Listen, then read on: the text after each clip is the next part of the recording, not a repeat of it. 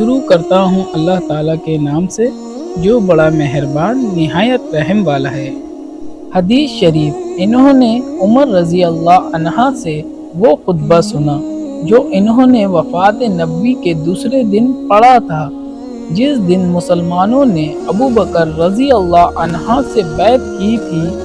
عمر رضی اللہ عنہ رسول اللہ صلی اللہ علیہ وسلم کے منبر پر چڑھے اور ابو بکر رضی اللہ عنہ سے پہلے خطبہ پڑھا، پھر کہا، اما بعد، اللہ تعالیٰ نے اپنے رسول کے لیے وہ چیز آخرت پسند کی جو اس کے پاس تھی، اس کے بجائے جو تمہارے پاس تھی، یعنی دنیا، اور یہ کتاب اللہ موجود ہے جس کے ذریعے اللہ تعالیٰ نے تمہارے رسول کو دین و سیدھا راستہ بتلایا، بس اسے تم تھامے رہو تو ہدایت یاب رہو گے، یعنی اس راستے پر رہو گے جو اللہ نے اپنے پیغمبر کو بتلایا تھا۔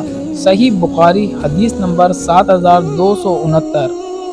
حدیث شریف، نبی کریم صلی اللہ علیہ وسلم نے فرمایا، میری اور جس دعوت کے ساتھ مجھے اللہ تعالیٰ نے بھیجا ہے، اس کی مثال ایک ایسے شخص جیسی ہے جو کسی قوم کے پاس آئے اور کہے، اے قوم، میں نے ایک لشکر اپنی آنکھوں سے دیکھا ہے اور میں ننگ دھڑنگ تم کو ڈرانے والا ہوں، بس بچاؤ کی صورت کرو۔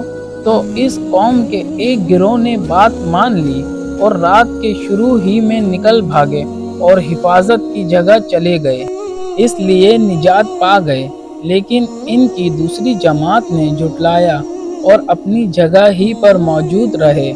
پھر صبح سویرے ہی دشمن کے لشکر نے انہیں آ لیا اور انہیں مارا اور ان کو برباد کر دیا۔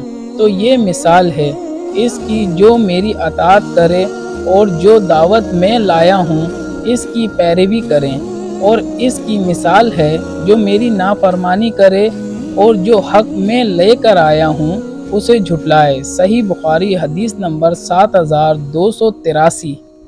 حدیث شریف، اے قرآن و حدیث پڑھنے والو، تم اگر قرآن و حدیث پر نہ جمو گے، ادھر ادھر دائیں بائیں رستہ لو گے تو بھی گمراہ ہوگے، بہت ہی بڑے گمراہ۔